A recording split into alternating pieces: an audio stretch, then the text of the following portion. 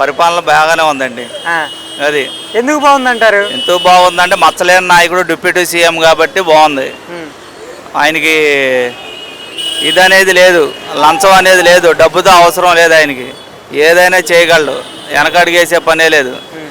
అది అంటే ఇప్పుడు హిందూ ధర్మానికి అవినీతి చేశారని చెప్పేసి హోమం చేస్తున్నారు కదా, ఎలా చూస్తున్నారు మీరు? చెయ్యొచ్చు, దాని ఏముందో ఎవరి అభిప్రాయాలు వాళ్ళకు ఉంటాయి. నువ్వు జరిగిందంటావు, నేను జరగలేదంటాను. ఆ, దాన్ని బట్టి నిర్ణయించాల్సింది భగవంతుడు. దాన్ని ఎవరు ఏదో జరిగింది చేయలేదు, ఇప్పుడు ప్రూఫ్లు ఉన్నప్పుడు ఇవాళ రావటం ఎప్పుడో చేయొచ్చుగా. ఇప్పుడు జగన్ చేశాడు అనుకున్నా, ఎవరు చేసినా తప్పు తప్పే.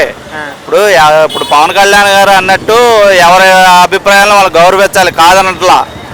దానికి మాత్రం మనం చేసేది ఏమి లేదు. దానికి ఇప్పుడు ఎక్కడో దేవాలయాల్లో జరిగిన దానికి చేసిన దానికి మనం చూసింది లేదు, మనం చెప్పేది లేదు. మన దానికి ప్రత్యామ్నాయం అనేది ఇంకోటి లేదు కాబట్టి దానికి జరగాల్సిన సంప్రోక్షణలు ఏదో జరుగుతున్నాయి. పవన్ కళ్యాణ్ గారిని చేస్తున్నారు కదా.